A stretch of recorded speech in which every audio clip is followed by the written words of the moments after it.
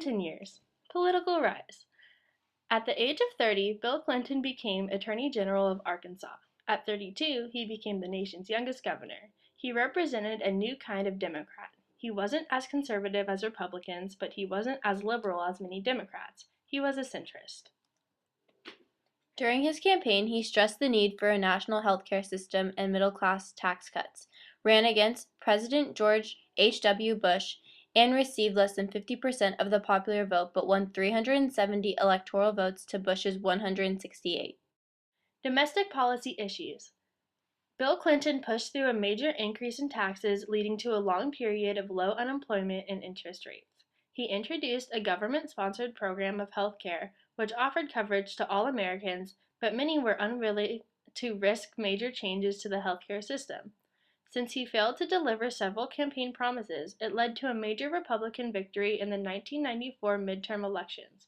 This led to the creation of the Contract with America, which includes plans to balance the budget, fight crime, and provide tax cuts for many Americans. Republicans gained 54 seats in the House, 8 seats in the Senate, and took control of both houses of Congress. In 1996, he proposed his own welfare reform plan, which limited the time people could receive benefits and required most recipients to find work within 2 years of getting benefits. In the 1996 re-election, Clinton defeated Republican Senator Bob Dole. Mr. President, what do you say to Senator Dole's point that this election is about keeping one's word? Let's look at that. When I ran for president, I said we'd cut the deficit in half in 4 years. We cut it by 60%. I said that our economic plan would produce 8 million jobs. We have 10.5 million new jobs. We're number one in autos again, record numbers of new small businesses. I said we'd pass a crime bill that would put 100,000 police on the street, ban assault weapons, and deal with the problems that ought to be dealt with capital punishment, including capital punishment for drug kingpins, and we did that. I said we would change the way welfare works, and even before the bill passed, we'd move nearly 2 million people from welfare to work, working with states and communities. I said we'd get tougher on child support, and child support enforcement's up 50%. I said that I would work for tax relief for middle-class Americans. The deficit was bigger than I thought it was going to be, and I think they're better off, all of us are, that we got those interest rates down and the deficit down.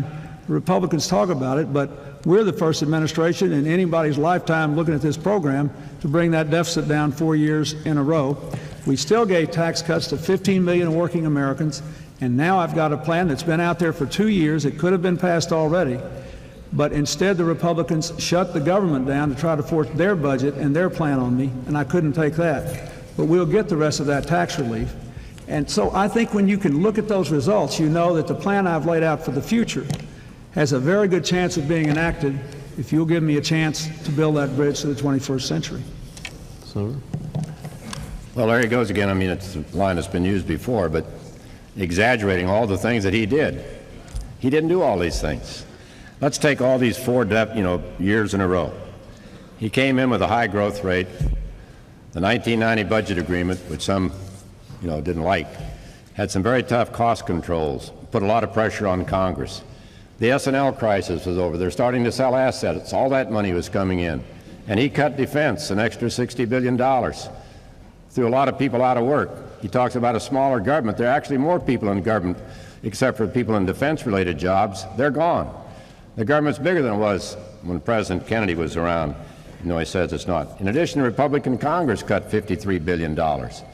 So let's give credit where credit is due. Governor Engler of Michigan cut taxes 21 times, created a lot of new jobs. So did Governor Thompson. So did Governor Rowland.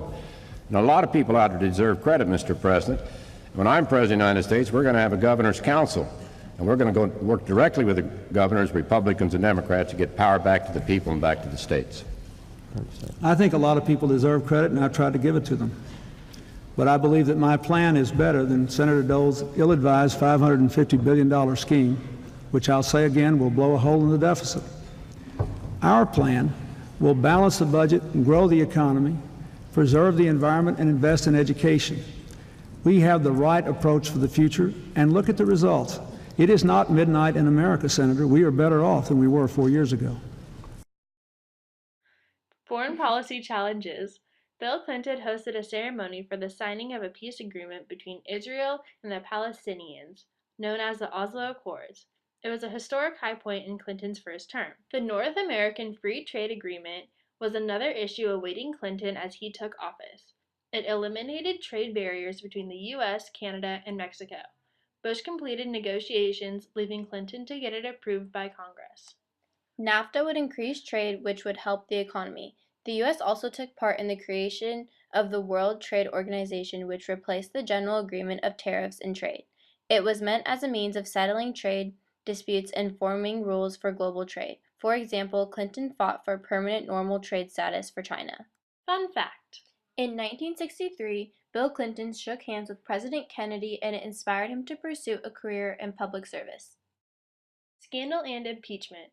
Bill Clinton faced charges that while he was governor of Arkansas, he had sexually harassed a female state employee who brought a lawsuit against him. During his case, information emerged suggesting that the president had conducted an improper relationship with a 21-year-old White House intern. He was accused of lying under oath about his relationship and was accused of trying to influence her testimony. The House of Representatives responded by approving 2 articles of impeachment against Clinton. Clinton was the first president to face a Senate impeachment trial since Andrew Johnson in 1868. Post-presidency. After leaving the White House, Clinton remained active in public life by establishing the William J. Clinton Foundation to combat poverty, disease, and other global issues. Overall, Bill Clinton's presidency was a period of peace and prosperity.